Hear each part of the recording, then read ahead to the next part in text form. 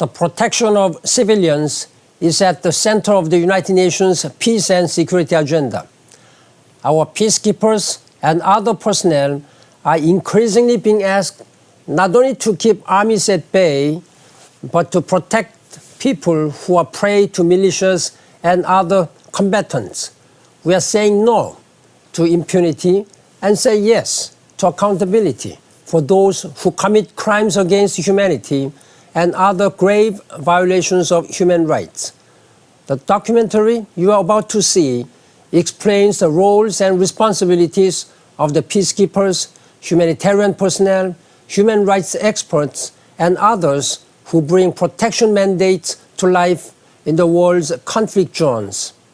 The protection of civilians is crucial to the credibility of the United Nations. The men, women, and children who look to us for help must be able to have confidence in our ability to respond quickly and effectively. We have not always succeeded.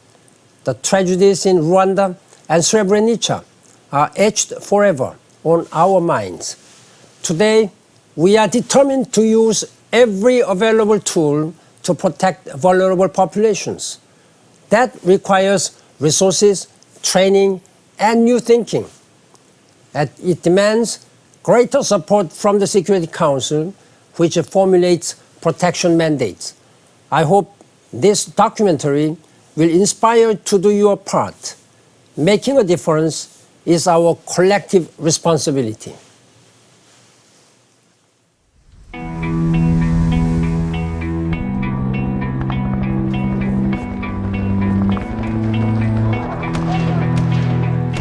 Increasingly, whether it's right or wrong, the world is going to judge the United Nations on its ability to protect civilians.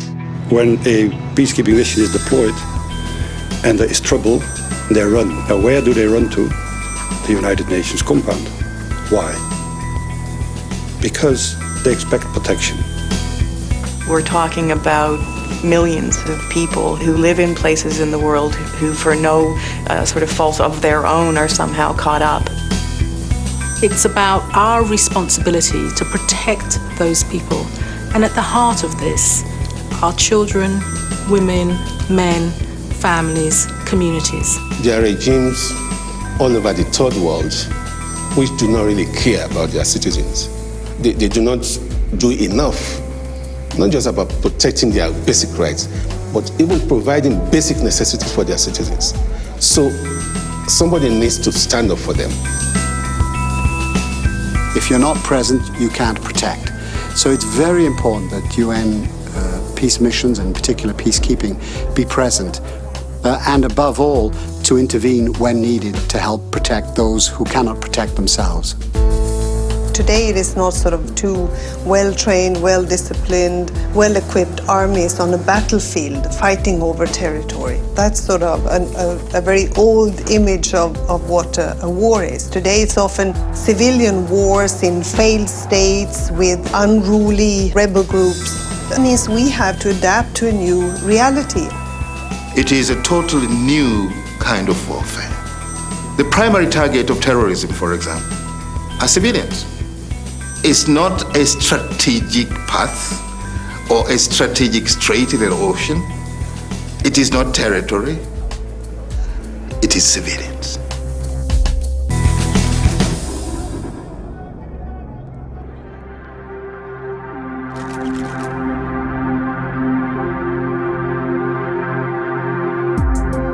The requirement for peacekeeping missions to protect civilians was explicitly mandated for the first time as part of a peacekeeping mission in 1999. Since then, the UN Secretariat, troop and police contributing countries, host governments, humanitarian personnel, and human rights actors have worked to interpret what this meant in practice. The initial idea of peacekeeping was really not a proactive one. It was just to be sort of a buffer between parties and to monitor. Earlier, war was between combatants, but now you really find that civilians are often just targets of war. And this has enormous implications because the Geneva Conventions, everything is based on the fact that civilians will be protected. And what is happening is that it's falling on the United Nations now more and more. What we saw during this decade of the 90s is that the UN was the impotent witness to immense horrors. It almost destroyed the UN because the confidence that the people should have in the organization was badly damaged by what we saw when people who had expected the UN to protect them died. The series of tragedies in the 1990s made it clear that the traditional idea of peacekeeping was no longer appropriate. In Rwanda and again in the Balkans, the United Nations found that there was no peace to keep, no opposing armies to separate, no ceasefire to maintain. There were civilians, and the United Nations, not having planned for them, failed them. The Security Council responded to these failures by placing protection of civilians on its agenda and by explicitly mandating for peacekeeping missions to protect civilians. POC is a very specific task that we received for the first time in 1999 in Sierra Leone. All our peacekeeping missions start with a mandate from the Security Council, and in the mandate we receive more and more the famous sentence saying, the mission has to protect civilians under imminent threat within its capability and its area of deployment. Those provisions have grown ever stronger in the new missions, including, for example, the one I led in the Democratic Republic of the Congo, which put protection of civilians as our first priority. The question, as always, is how to do that. It is the host government that has the primary responsibility to protect its civilian population. Protection of civilians' activities, undertaken by peacekeeping missions, are aimed at creating the conditions which will enable the peacekeepers to leave. We're lucky enough to live in an environment where there is peace, where political rule is not contested, where institutions are functioning. And that is what protects us, fundamentally. Functioning institutions that respond to a legitimate system of government. And that's what we need to understand in situations that are coming out of conflict, that ultimately it is those same outcomes which will allow for sustainable protection of civilians. Building viable and stable states for the future, and in giving people their dignity and their rights that they so deserve, protection of civilians is at the core of it. It involves very much helping very vulnerable people within the refugee population, particularly women who are at a much higher risk of sexual and gender-based violence. It involves helping children who have been separated from their families, who may be unaccompanied, who have been caught up in a mass exodus situation, fleeing problems in their own country. Whatever you're doing for a particular country is meant for that population. And if you cannot ensure that that population lives in conditions that are human, where they are able to lead normal lives, then I think you're missing the point. And indeed, if you're not protecting the civilians in a conflict zone or a post-conflict environment, why are you there?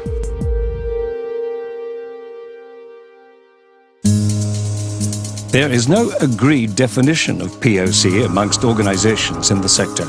For example, humanitarian and international organizations who also do protection work understand POC differently to UN peacekeepers. This means that each protection actor has a responsibility to understand and respect how others contribute to enhancing the protection of civilians. Humanitarians have a fairly well-developed sense of what protection means for them. It's short-term emergency assistance, life-saving assistance. The human rights crowd know what protection means for them. It's investigating abuses, it's documenting crimes, it's seeking justice.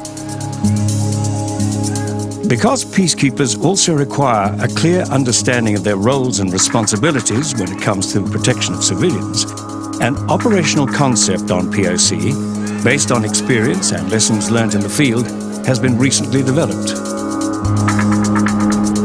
ultimately, it is these broader systemic, institutional, and political solutions which will mean that the protection of civilians is sustainable. It will mean that the civilians can look to their own authorities for protection.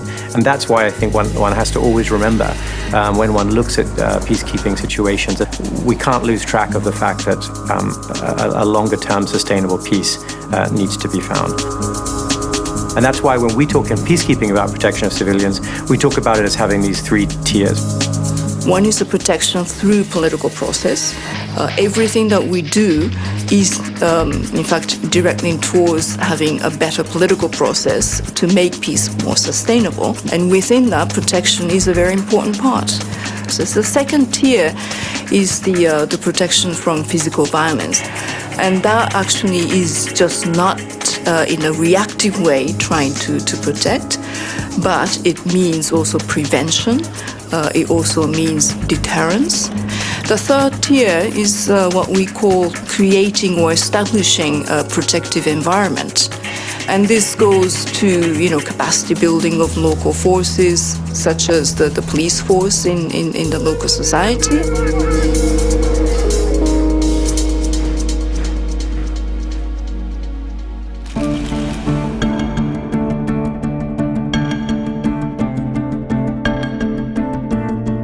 As well as understanding the meaning of POC, it is important to understand the international laws, conventions and treaties and the international political system which give legitimacy to the United Nations peacekeeping operations and protection activities. The legal obligation for the protection of civilians comes from a number of different sources. First, perhaps most obviously, is treaty law. International human rights treaties and international humanitarian law treaties, the Geneva Conventions of 1949, the additional protocols of 1977, some of the major international human rights law treaties, the Convention Against Torture, the Convention for the Protection of Rights of the Child, International Covenant on Civil and Political Rights. We have to distinguish, I would say, on one side, international humanitarian law, which is a set of norms which limit the effects of conflict, first by protecting people who do not take part in fighting and hostilities, and on the other side, which limit the rights of parties to a conflict to use weapons and methods of warfare. And finally, there are a lot of norms regarding the protection of ambulances, hospitals, also creating some protected zones so that civilians can stay out of direct dangers. The arrangements with the host government, of course, absolutely paramount and should never be underestimated. It's not as if all of a sudden we've developed a whole lot of new law. I think it's more that the international community has become increasingly prepared to see that obstacles to achieving protection of civilians aren't as important as perhaps we might have thought they were. We have a Human Rights Council, which now has a whole plethora of new mechanisms designed to make it a more effective way of addressing root causes. We have a Security Council, which is more and more sensitive to the question of protection of civilians. We have a UN system to address the range of issues that affect civilians in conflict situations. So all of that is a step in the right direction. One of the most significant developments in the last 18 years has been the proliferation of international criminal courts and tribunals, which have been set up by the international community to deal with responsibility for egregious violations of human rights. And as a consequence of the international community's resolve to try to end impunity for atrocity and to hold people accountable for their violations of international criminal law, we are seeing a greater commitment to enforcement of the body of law that for decades we've said we believed in.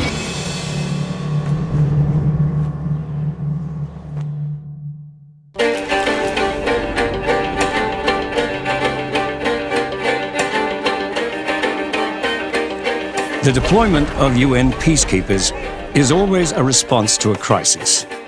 It is always because something is happening and the international community needs to respond. Peacekeeping missions continue to face significant challenges when it comes to the protection of civilians. Reports and lessons learned studies in the last decade identified many gaps throughout the entire process of planning for, deploying and managing a peacekeeping mission. These needed to be addressed. We are deployed in situations where our mandate can be very strongly challenged by forces that from time to time can also challenge the government. This is very new in peacekeeping. But what is clear is that we have drawn the line between peacekeeping and peace enforcement. We want to stay in peacekeeping, even though we can have sequences where we are very, very robust. We're not seeing armies fighting each other. We are seeing militias with unclear chains of command, with little accountability. So it's much more complicated than monitoring a ceasefire, let's say, between two armies. Now, what it is about is assessing the threat of a militia, sometimes being able to deter that militia, sometimes being able to actually take action against that militia. Who are the civilians? You have different groups of civilians in the theater. You have UN civilian personnel on the ground who need protection. Anybody who is unarmed in a peacekeeping theater could be considered as civilian in danger because he could be victim of, let's say, the armed conflict around him.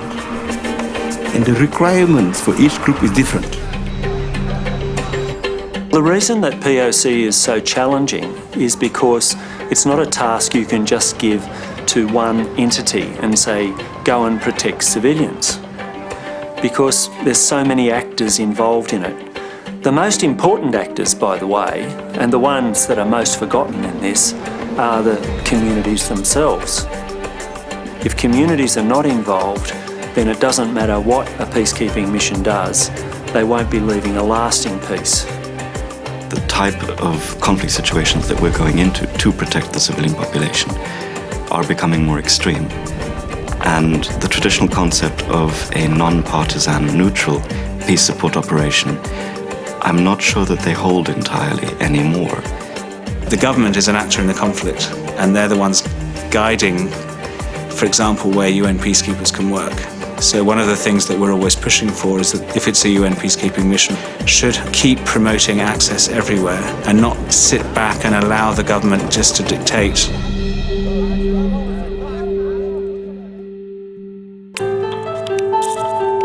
Peacekeepers are faced with increasingly complex operational environments, often with limited resources to carry out their tasks. The unfortunate reality is that peacekeeping operations cannot protect everyone from everything all of the time. There is a need to manage expectations. Just for this small part of the Congo, it means 18 peacekeepers to protect 10,000 people. Despite the fact that there's lots of expectation on UN mission, we are not able to protect everyone from everything. It's fair to say that there will never be enough resources. We're deployed in vast areas, there are huge population groups, and we will never be able to provide 100% protection. I think what people who are suffering from violence are looking for from the mission is hope, and the sense that the mission is making a difference. Even if we don't have all the resources that we need, the mission needs to be seen to be doing its utmost. The military, the police, the civilian leadership, to be active, to be putting itself on the line. The discipline of peacekeepers and their respect for the law must be upheld. Failure to do this can seriously impact on the ability of the mission to do its work and of peacekeepers to provide protection.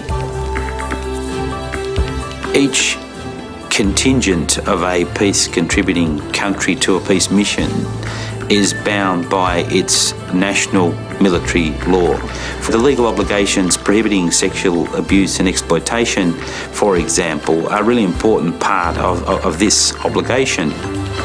And it's for troop contributing countries when a member of a national contingent in a peace mission violates legal obligations like that to investigate that alleged violation.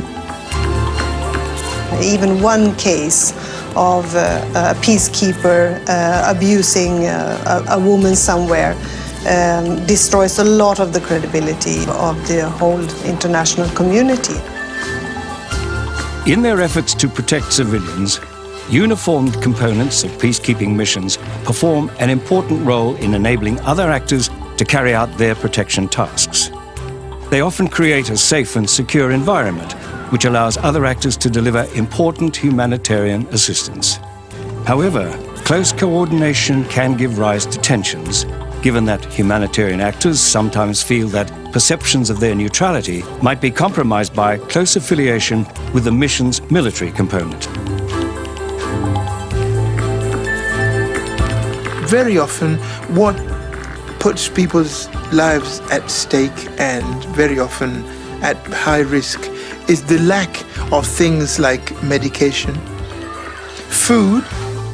After the war, most people are starving. There are no hospitals. Mothers deliver and may die during childbirth. The material needs of people is something the world hasn't quite found a solution to. We work in situations where these actors actually see humanitarian agencies as part of the problem. They see them as aligned in one way or another, either with the government they may be fighting against, or they see them as deliverers of aid, which is a very valuable commodity and can affect the whole balance of power between the governments and those who are fighting them.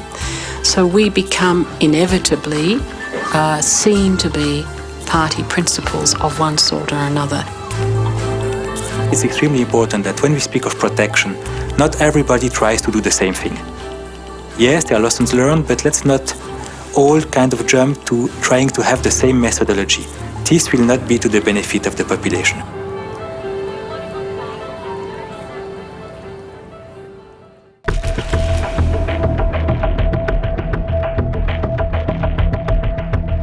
To succeed, peacekeepers must understand, plan and manage relationships with the multiple stakeholders in the field, as well as making the greatest use of the resources and capabilities at their disposal. Understanding the challenges that missions face, the United Nations has developed guidance on ways to better coordinate the energies of the mission and other UN actors in working with host governments, local communities and humanitarians.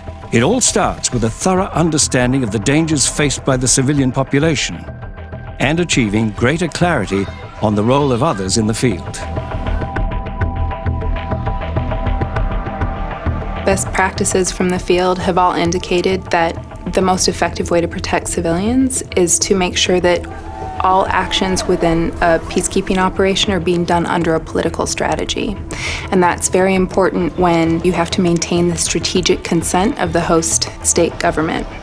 Without a strategic framework and without a mission-wide or comprehensive protection strategy, there's no way that a peacekeeping operation is going to be able to leverage all of those different strengths. Peacekeeping operations have to understand which civilians are vulnerable and why, who is threatening civilians and why, how are they threatening civilians, and what are their capabilities to carry out that threat. To protect civilians, all elements of the mission need to work as a team. This means that planning and coordination are essential under the UN's framework for developing comprehensive POC strategies. The most important part of protecting civilians is that part of providing physical protection in situations where the host state government is not able to. And so I do think that for the future of protection of civilians, we need to really focus on getting that one piece right. Everything related to the restoration of peace and security is useful to POC. Because behind use of force, you have understanding, you have also will, and you have capacities. It is this combination, to my sense, that is key. And very often that may even just mean presence. There are stories of missions where peacekeepers were vastly outnumbered by the forces on one side and another who were about to attack each other in the town. But the peacekeeping mission simply refused to leave. And having refused to leave, the attack was averted. Sometimes just simply maintaining a presence, preemptively deploying, bringing a spotlight of attention to an issue can mean the difference. The police component has an important role to play in this team approach. The police officers actually contribute a lot and can do much more in the protection of civilians, because the role and the work of police is to be with the community, to work alongside. At the center of this issue is the importance of the rule of law and a good foundation of justice for development, for sustainable peace to really take hold. And the police have a role to play not only in providing support, but in training and development of local police organizations, but also in the broader justice sector as well. It goes back to the root of policing, to serve, to protect, to preserve life. The protection of civilians underpins everything we do.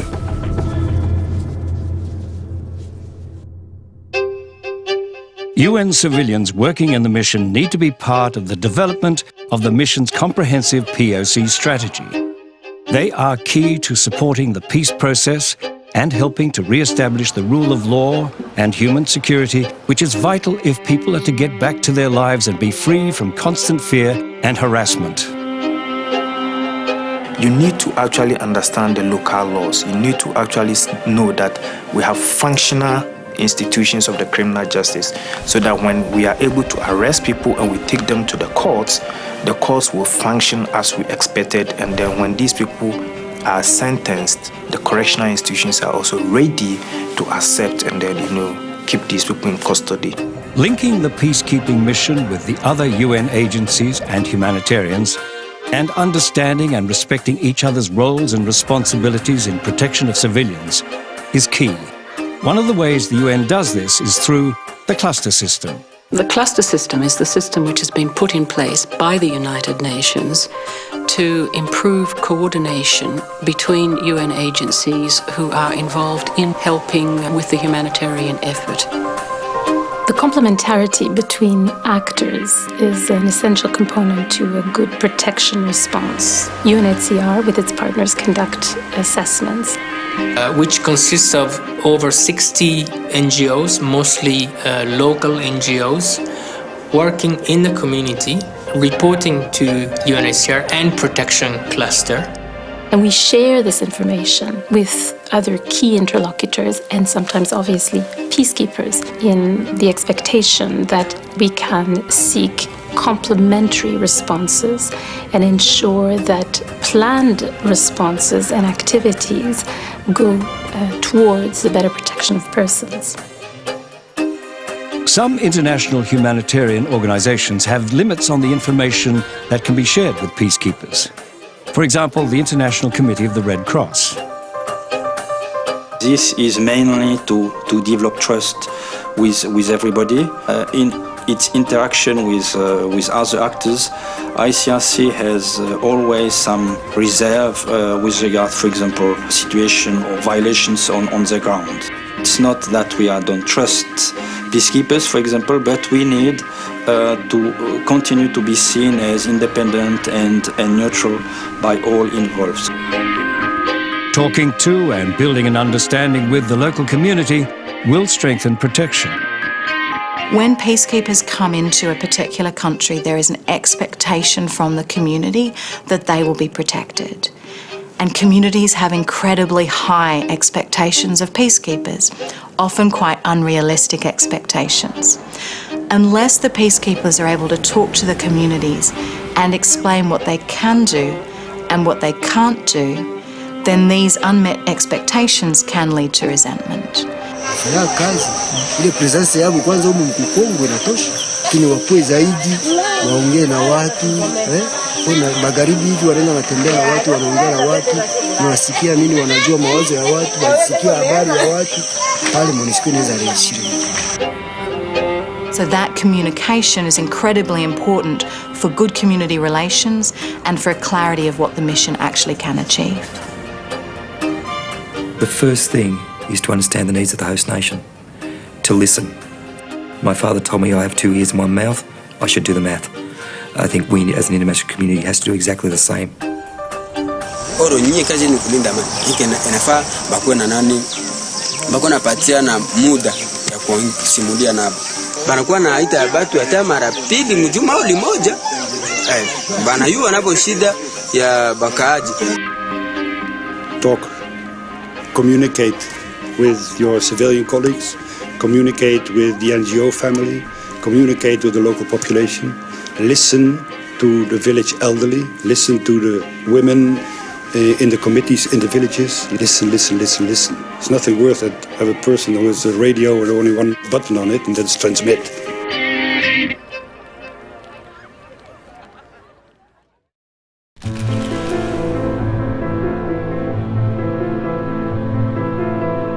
All civilians are vulnerable, but women and children are particularly at risk. Increasingly, women and children have been targeted, and peacekeeping missions need to be prepared to meet the very pressing challenge of violence against women and children. Part of the changing face of war, the changing nature of conflict, is the increasing use of sexual violence actually as a cheap, effective and silent tool of war, actually literally as a tactic of war. We've long seen sexual violence concomitant with conflict, but seen it as somehow just a byproduct of conflict or part of war's collateral damage. In fact, in contemporary conflicts, we know that sexual violence is used as a means to achieve military, political and economic ends. It's more dangerous to be a woman than a soldier. They cannot say, well, we know that there are armed groups in the forest, so I'll stay home. They have to go out. They are the ones who fetch water and firewood and bring produce to the market and make sure that the children are taken care of. And this is often when they are attacked. So, for example, peacekeepers have to think on which are the ways, maybe non-traditional ways of patrolling. Some of these include the firewood patrols, which have reduced the incidence of rape. Some of these include market escorts tailored to women's mobility patterns, so women can safely get to market and undertake trade, which then supports economic recovery in the post-conflict phase. You cannot not only patrol main roads, you have to go maybe to smaller. You have to think on well-lit latrines or showers in the camps. One interesting practice that I actually heard about first when I went to Rwanda and talked to the Rwandan Defence Force. Some of these Rwandan soldiers told me we saw mass rape during the genocide in 1994 in our country. So when we are in Darfur, we look upon those women and girls as our own sisters, mothers and aunties, and we do for them as we would want to do for the women in our own country. So they worked with the women in the camps to build these fuel-efficient stoves, which used less fuel and enabled women to actually have to venture out of the camp less at great personal risk and to be able to still cook the same amount of food. Sometimes people forget because they're thinking about the services that people need. People need food, they need water, they need sanitation, and they forget that there are big issues for people in terms of the violence that they have encountered, the abuse that they've encountered, all of which has a huge impact on them psychologically. We must recognize that this is a very sensitive area, that women may not want to speak about that. They may feel shamed by that, and we have to be sensitive to these concerns and recognize that our approaches must change. So, for example, bringing far more women into peacekeeping in some fashion or another is absolutely critical when we deal with the protection issues. I remember I visited a little hamlet where the night before 47 women and girls were gang raped and locked up in their huts and burned alive. And the perpetrators fled, and then the men came back to the village and told us, we know where they are. We know where they're hiding in the bush. So what are you going to do? Today it is an internationally recognized crime, and this is how we have to fight it. It is not cultural, it is not even sexual, it is criminal. There's no question that the protection of civilians, and in particular, I would argue children, is crucial to ensuring that we have a secure future.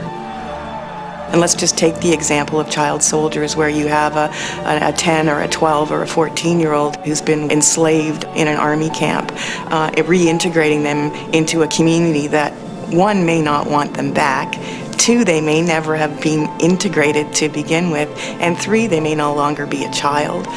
One of the things that young people themselves have told us, who have formed a group of former child soldiers, is they want to be trained for lucrative livelihood that will prevent them from ever being recruited back into armed forces again. We have international legal frameworks that govern this work. We have the Convention on the Rights of the Child, we have Geneva Conventions, we have Paris Principles, we have the optional protocol on the sale of children, and we have resolutions of the Security Council. So we've moved a long way in the last, I would say, 7 years. We know what's right and wrong. Actors know what is right and wrong in these contexts. It's not an optional part of our work, in our opinion. It's really one that we are morally and normatively responsible for.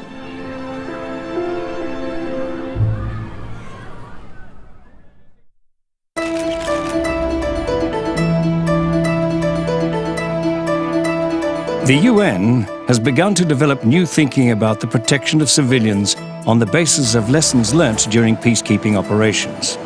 Material has been developed over the last few years that has clarified what it means for peacekeeping missions to protect civilians. However, more needs to be done to develop the UN's capacity to protect civilians and to better direct peacekeeping operations towards that objective.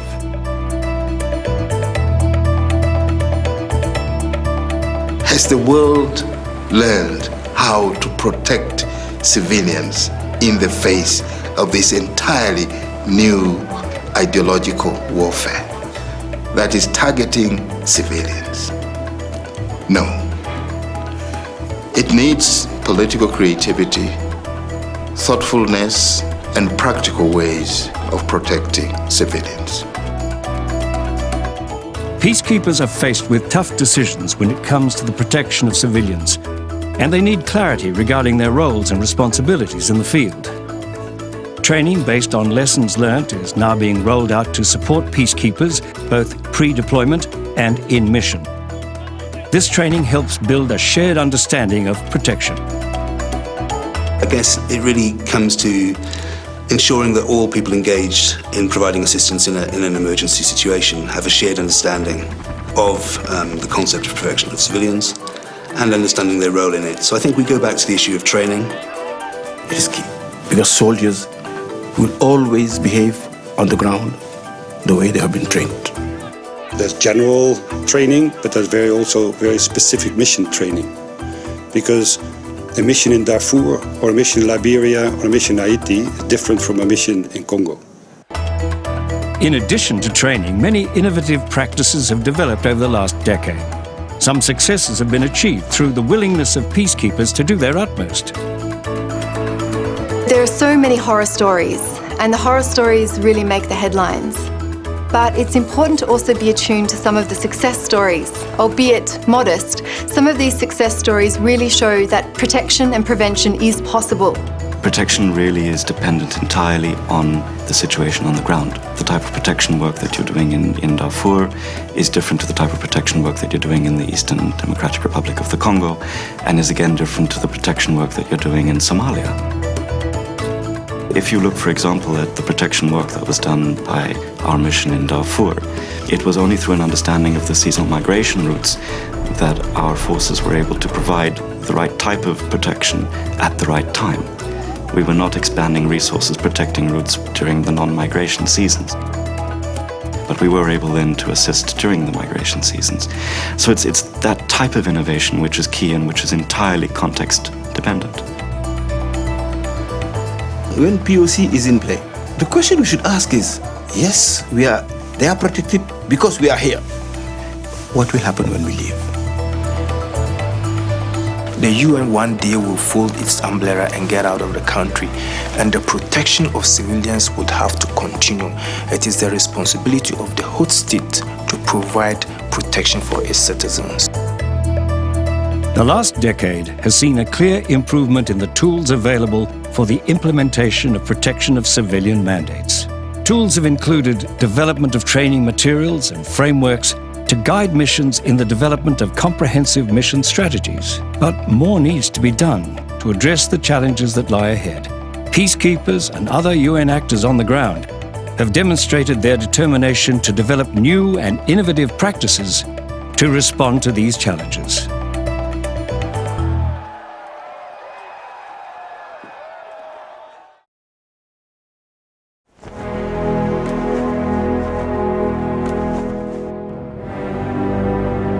if you look at peacekeeping globally, it's been proven to be a remarkably flexible tool, and a tool which, when deployed, has really helped countries to make that transition from the end of conflict to the beginning of peace, to allowing them to make the transition to a stable government, and to put in check the armed forces, disarm militias, create a sense of confidence in the peace that has allowed economies to kickstart.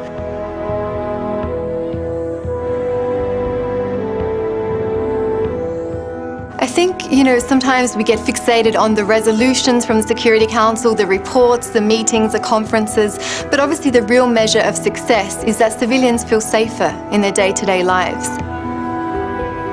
We don't just measure conflict in conventional hard security terms of bullets, bombs and blades, but we actually measure it in terms of whether a woman can safely get to market, or whether a girl can safely get to school, whether civilians can go about their daily lives with a sense of security. That has to be our ultimate measure of success.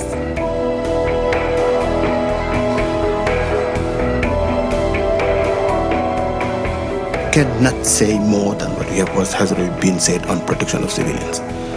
Now it's time to stop talking and go for the action. And the action is on the ground, not in the offices, not in the buildings. Let's go for the action and find solutions, because there are solutions. Conflict for anybody is not good. It results in people not being able to achieve their aspirations, lives being cut short, and a whole lot of misery. Civilian population is what defence forces exist for, to protect their way of life, to protect their freedoms, to protect their right to be able to speak out and practice and do what they want to do. Every time the population encounter a man with a weapon, they know that they are going to be in trouble. But if this man is wearing a blue helmet, they know that they are going to be in a safe haven. And peace without the safety and protection of civilians cannot be complete peace.